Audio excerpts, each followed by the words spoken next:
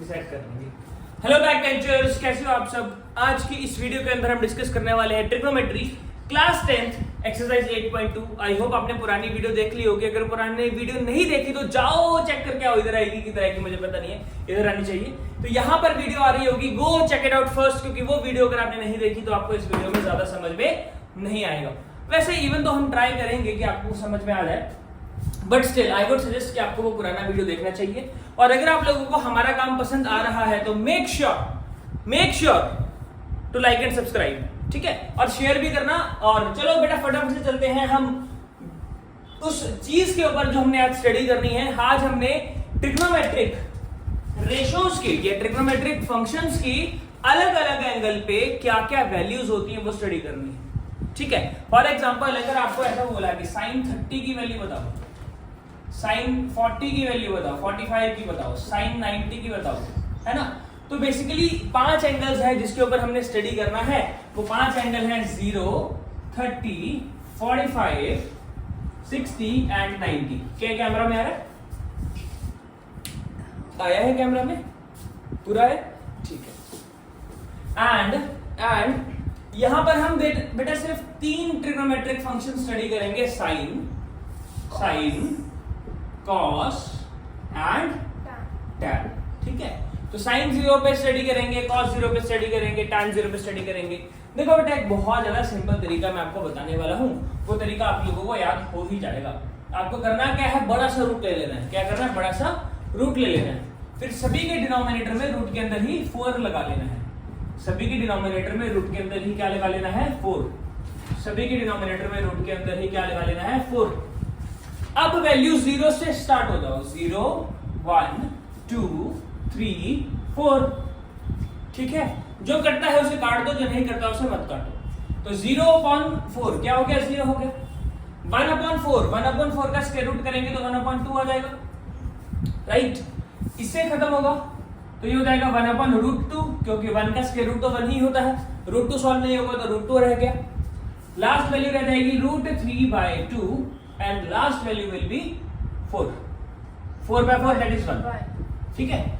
तो ये हमें वैल्यूज मिल गई। मतलब साइन 0 पे 0 होता है, साइन 30 पे हाफ होता है, साइन 45 पे 1/√2, साइन 60 पे √3/2 और साइन 90 पे 1 होता है, ठीक है। अब अगर आपको कॉस की वैल्यू लिखनी है, कॉस की अगर वैल्यू लिखनी है, इस चीज को उठाकर उल्टा कर दो, ऐसे।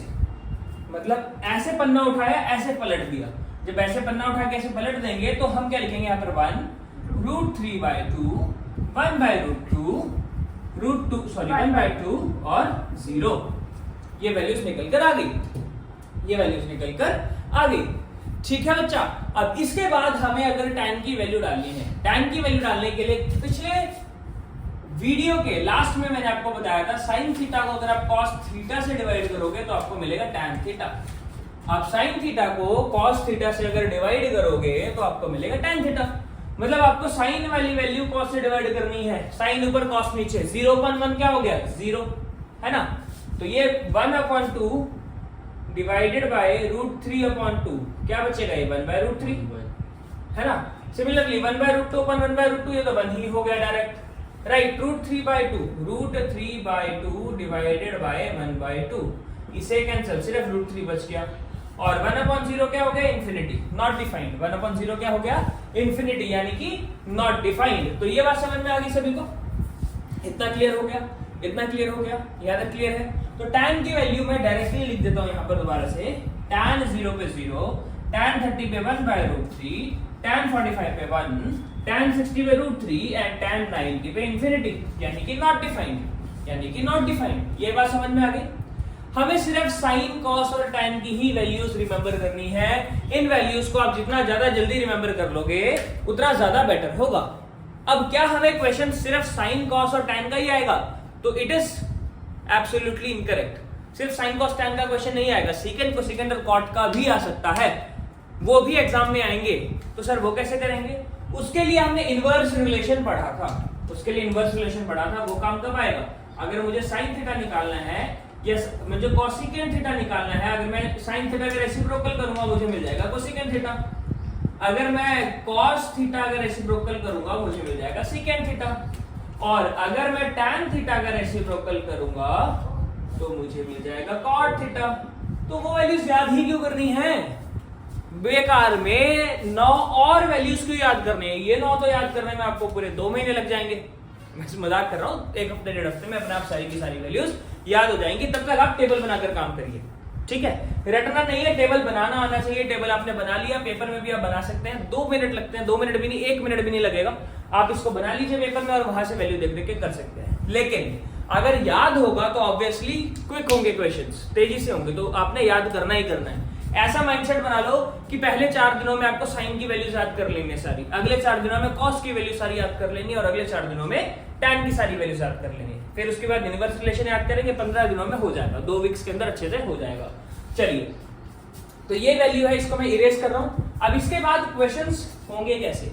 सिर्फ एक्सरसाइज हमारी पूरी तरीके से इसी पर बेस्ड होने वाली है, कुछ भी ज्यादा बड़ा रॉकेट साइंस में है नहीं। पेपर में क्वेश्चन डायरेक्टली इसी से आ जाते हैं, ठीक है? कुछ भी ऐसा नहीं है कि आप लोग घबराएं, डर जाएं। 8.3 मुश्किल है, वो हम कल करेंगे, है ना? 8.3 के जितने एक्स्ट्रा क्वेश्चन हो सकते हैं उतने कम, शायद 3-4 लेक्चर हमें बनाने पड़ जाएं। तो अभी के लिए हम सिर्फ एनसीईआरटी ही कर रहे हैं। एनसीईआरटी 8.2 क्वेश्चन नंबर 1 कर रहे हैं, ठीक है?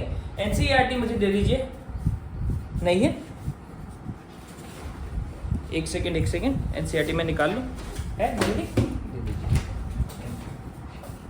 चलिए, एनसीईआरटी बुक पुरानी है तो क्या हुआ, पुरानी बुक में ओल्ड इज गोल्ड, हंसना नहीं है तुम लोगों ने।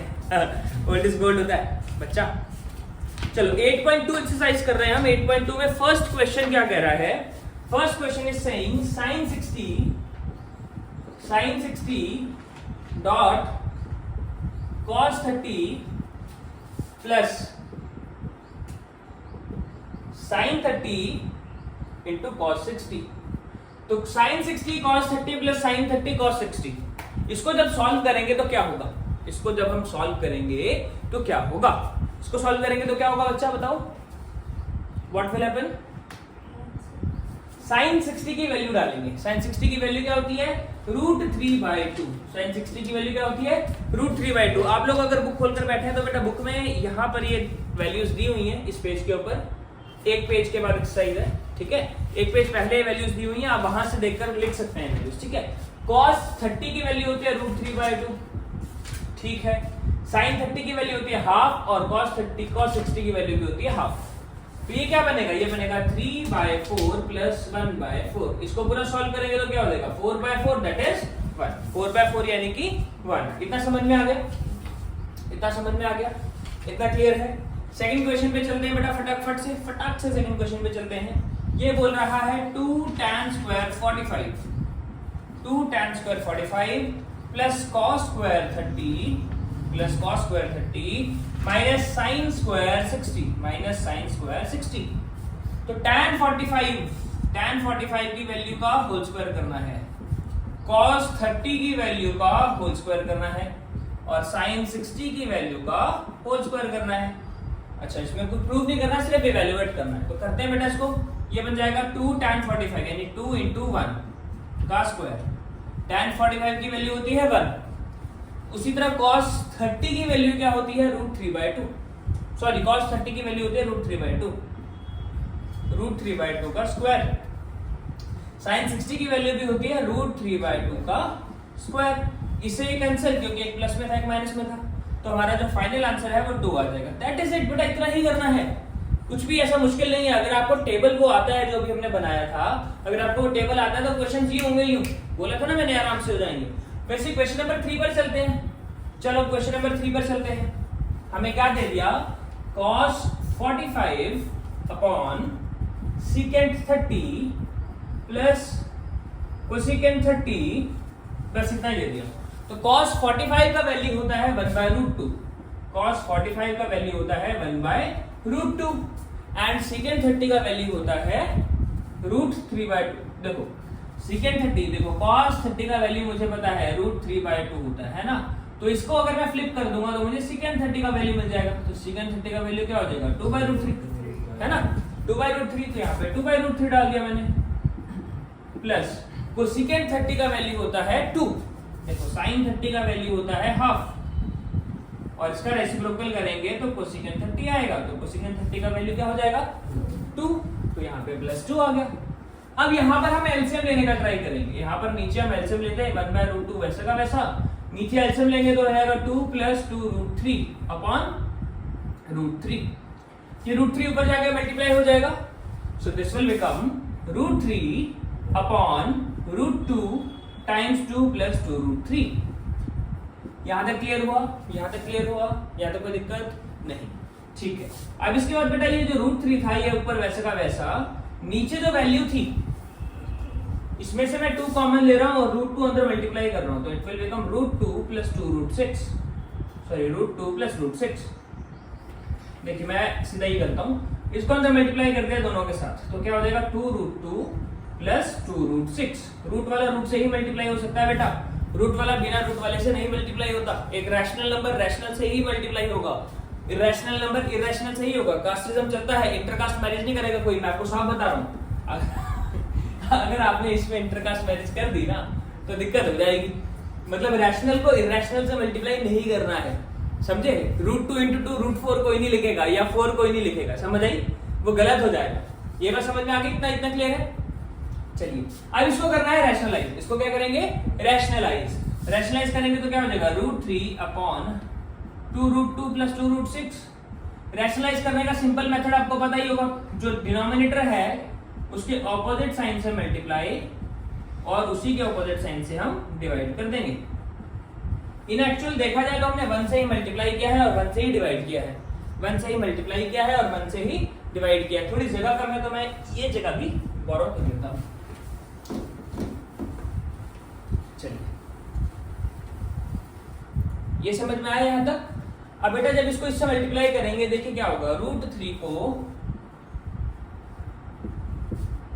√3 को उससे मल्टीप्लाई किया है, √3 × 2√2 कितना हो गया 2√6 माइनस √3 × 2√6 इट विल बी 2√18। 2√18 ये देखो a + b a - b बन गया, a + b a - b बन गया। तो इसको लिख सकते हैं 2√2 का स्क्वायर, 2√2 का स्क्वायर और 2√6 का स्क्वायर।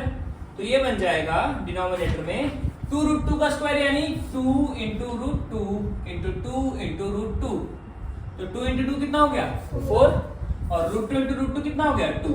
तो अब मल्टीप्लाई हो सकता है क्योंकि रूट हट गया ना, तो अब मल्टीप्लाई हो सकता है। तो ये 8 हो गया, 8 माइनस 2√6 × 2√6 यानी 2 2 4 और 6 × 6 √36 दैट इज 6।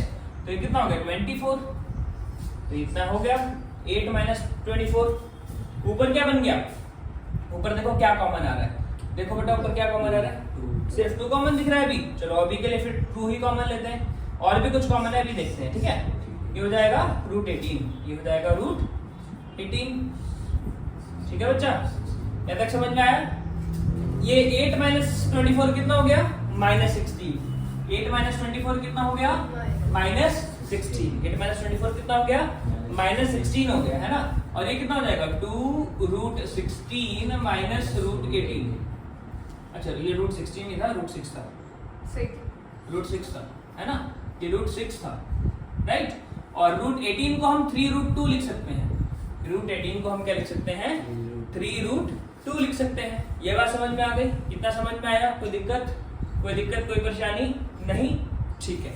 अब बेटा ये जो नेगेटिव साइन है इसको ऊपर लेकर जाते हैं, इस नेगेटिव साइन को ऊपर लेकर जाते हैं। पहले इससे काट दें, इस नेगेटिव साइन को ऊपर लेकर जाएंगे तो जो नेगेटिव वाला था वो पॉजिटिव हो जाएगा और जो पॉजिटिव वाला था वो नेगेटिव हो जाएगा और ये हमारा आंसर आ गया, ये हमारा आंसर आ गया। समझे? जब हम नेगेटिव साइन को ऊपर लेकर गए तो ये जो √6 था वो प्लस √6 हो गया, माइनस √6 हो गया, और जो -3√2 था वो प्लस 3√2 हो गया। ठीक है, इतना क्लियर है? इतना समझ में आया? चले आगे, चले क्वेश्चन नंबर 4 में चलते हैं बेटा।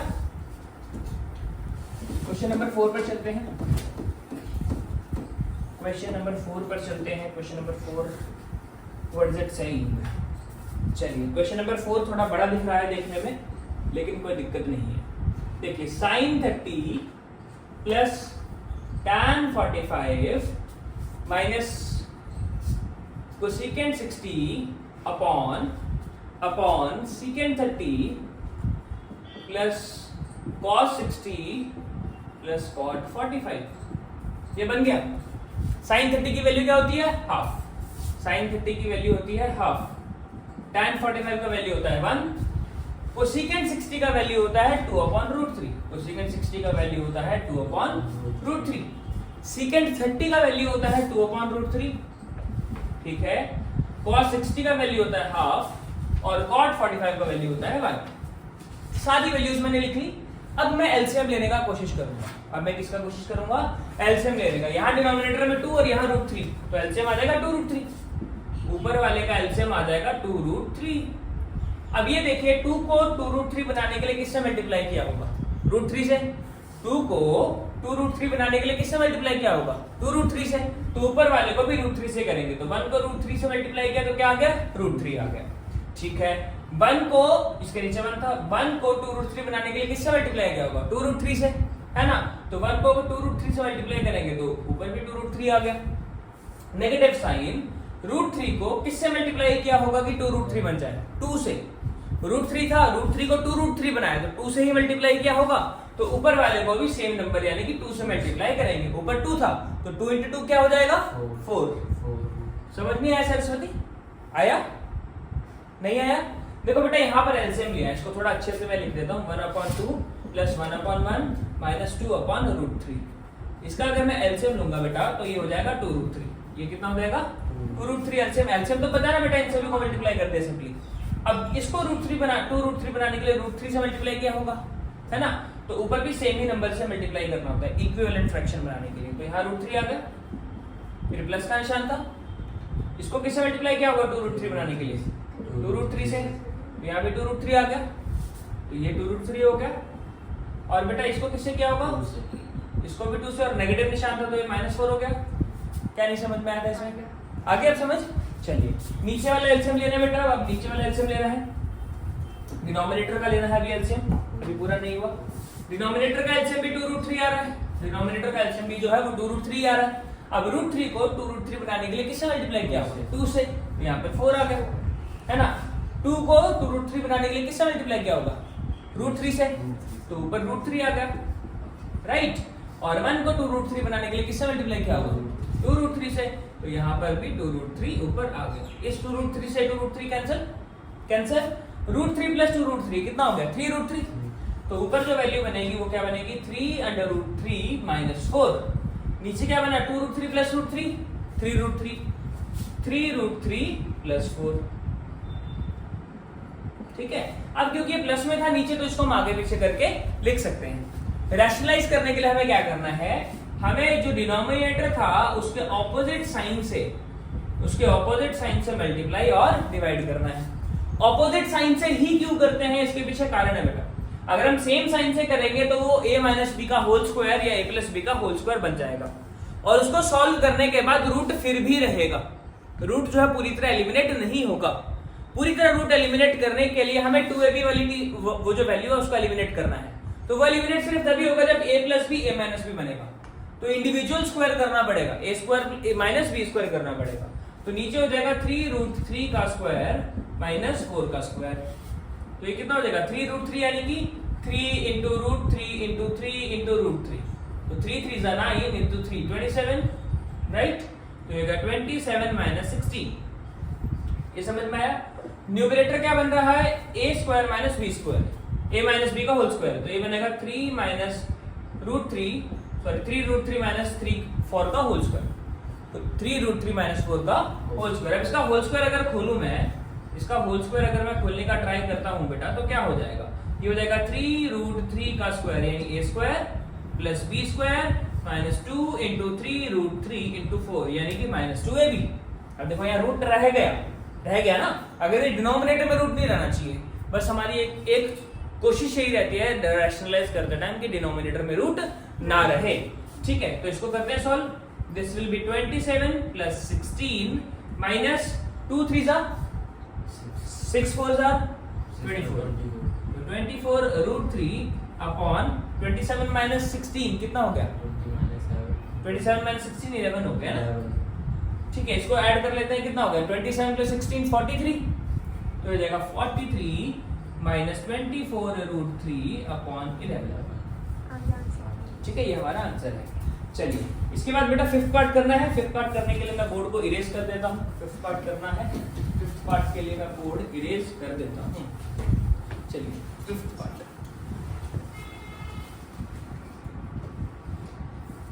Let us start with fifth part.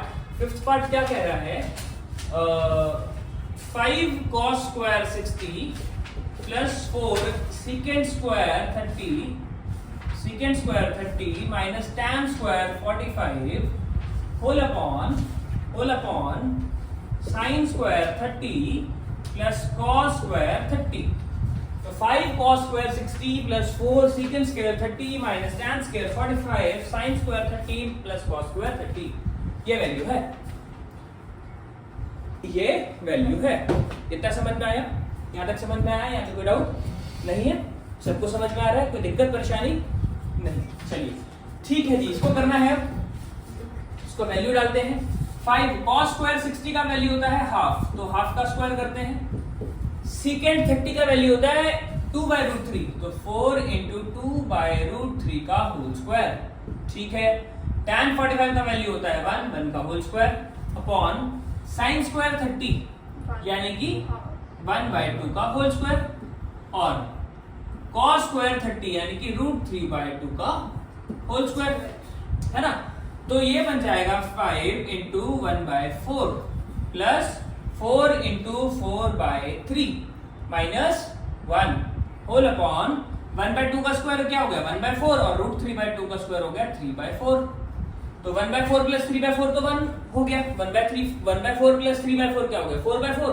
4/4 cut के 1 हो गया। तो डिनोमिनेटर अब इसके बाद नहीं लिखेंगे, हम डायरेक्टली लिख लेंगे 5/4 प्लस 16/3 माइनस 1। इसका एलसीएम ले लेते हैं। इसका एलसीएम जो आ जाएगा दैट विल बी 12। एलसीएम आ जाएगा 12, एलसीएम आ जाएगा 12। 4 को 12 बनाने के लिए 3 से मल्टीप्लाई किया तो इसको भी 3 से करेंगे, ये 15 हो गया। फिर प्लस का निशान। 3 को 12 बनाने के लिए 4 से मल्टीप्लाई किया तो इसको भी 4 से करेंगे तो 64 हो गया। और इसको 12 बनाने के लिए 12 से मल्टीप्लाई किया तो इसको भी 12 से करेंगे और ये हो गया -12। इसको सॉल्व कर लेते हैं। 15 - 12 3 प्लस 64 67। तो 67/12 will be your final answer. ये बात समझ में आ गई? क्वेश्चन बहुत इजी था। Till then pause the video to note it down. Okay, let's move on to our question number 2। MCQs है बेटा। Choose the correct option. पहला हमें दे दिया 2 tan 30 upon 1 plus tan square 30। तो सॉल्व कर लेते हैं बेटा। 2 tan 30 upon 1 plus tan square 30। अब तक मैं मान के चल रहा हूं कि आप लोगों ने वैल्यू जो है याद कर ली होगी। तो 2 tan 30 यानी कि 2 into tan 30। tan 30 यानी कि tan 30 is equal to tan 30 का वैल्यू बताओ बेटा फटाफट से। √3 1/√3। Very good. 1/√3 होगा tan 30 का वैल्यू, राइट। और 1 प्लस 1/√3 का स्क्वायर। इसको सॉल्व करते हैं तो ये बन जाएगा 2 upon √3 whole upon 1 plus 1/3। Further solve किया तो 2 upon √3 whole upon 3 plus 1 upon √3 sorry 3। Reciprocal होकर मल्टीप्लाई होगा तो ये बनेगा 2 अपॉन √3 इंटू 3 अपॉन 4। तो इसको कट करो, ये हो गया √3/2। अब √3/2 किसका वैल्यू होता है? √3/2 होता है sin 60 का और cos 30 का। तो sin 60 इसमें दिया हुआ है, cos 30 नहीं दिया हुआ, तो sin 60 हमारा करेक्ट आंसर होगा। ठीक है, सेकंड वाला पार्ट कर रहे हैं। 1 minus tan square 45 upon 1 plus tan square 45। तो tan 45 का वैल्यू होता है 1, ठीक है। तो ये हो जाएगा 0/2। तो इसका आंसर क्या आएगा? 0 आएगा, ठीक है। इसका आंसर 0 आ जाएगा। Third part, sin 2a is equal to 2 sin a। sin 2a is equal to 2 sin a। अब बेटा यहाँ पर जब भी ऐसा ऑप्शन हो ना जहां पे 0, 30, 45, 60 ऐसी वैल्यू होती है तो इसको हम पुट करके देखेंगे। इसको हम वहां पर पुट करके देखेंगे। आप 0 डालिए पहले, सबसे पहले sin 2 into 0 is equal to 2 sin into 0। देखो बराबर आ रहा है कि नहीं आ रहा? वैसे तो एक साथ हम सॉल्व नहीं कर सकते इसको, है ना। LHS लिखेंगे पहले। LHS में वैल्यू डाला तो ये हो जाएगा साइन 0 यानी कि 0, और 2 इंटू साइन 0, ये RHS सॉल्व कर रहे हैं, 2 इंटू साइन 0 यानी कि 2 इंटू 0 यानी कि 0। तो it is true for A option के लिए ट्रू हो जाएगा। सीधा सीधा बेटा वैल्यू डाल के देखा। अगर मैं 30 डाल के देखता हूँ, फॉर एन इंस्टेंस मैं 30 डाल के देखता हूँ, ठीक है, थीटा इज इक्वल टू 30 यानी ए इज इक्वल टू 30। देखिए क्या होगा, साइन 2 इंटू 30 यानी कि साइन 60, साइन 60 का वैल्यू होता है √3/2। इसके अलावा 2 इंटू साइन 30 सेकेंड वाले में LHS हो गया, ये RHS हो गया, है ना। RHS में 2 इंटू साइन 30 होगा, साइन 30 का वैल्यू होता है 1/2 इंटू 2, ये कितना आ गया, 1 आ गया। तो क्या ये दोनों बराबर हुए? नहीं, ये दोनों बराबर नहीं हुए। क्लियर? चलिए फोर्थ पार्ट में चलते हैं बेटा। फोर्थ पार्ट क्या कह रहा है, 2 tan 30 upon 1 minus tan square 30 upon 1 minus tan square 30। तो 2 tan 30 यानी tan 30 का वैल्यू क्या होता है, 1/√3 डाल दिया यहाँ पे, 1/√3।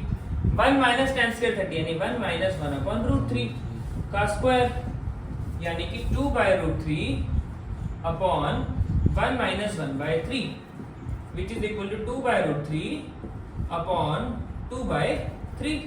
रेसिप्रोकल करके मल्टीप्लाई करते हैं तो ये बनेगा 2/√3 इंटू 3/2। तो इससे कैंसिल होके क्या बना, √3। तो √3 वैल्यू कब आती है, √3 कब होती है, cos 60 की वैल्यू √3 नहीं होती, sin 60 की नहीं होती, sin 30 की भी नहीं होती, tan 60 की वैल्यू √3 होती है। तो ये हमारा ऑप्शन सही हो गया, ये हमारा ऑप्शन सही हो गया। अब बेटा इसके बाद क्वेश्चन नंबर 3 पे चलेंगे। पॉज हो गया? Okay, let's move on to our next questions. ठीक है बेटा, हमें दे दिया question number 3, tan a plus b is √3, tan a minus b is 1/√3।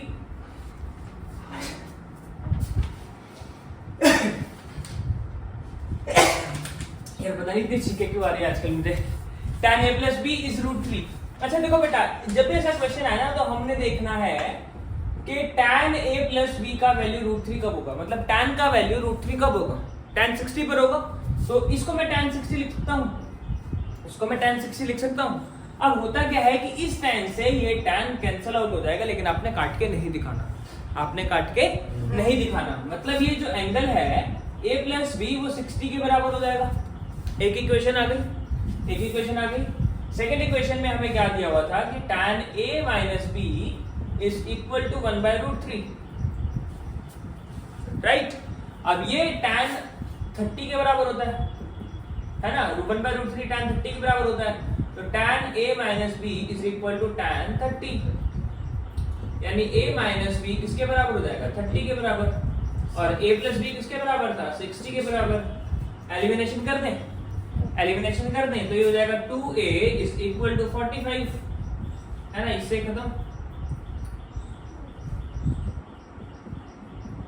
इससे खत्म, है ना।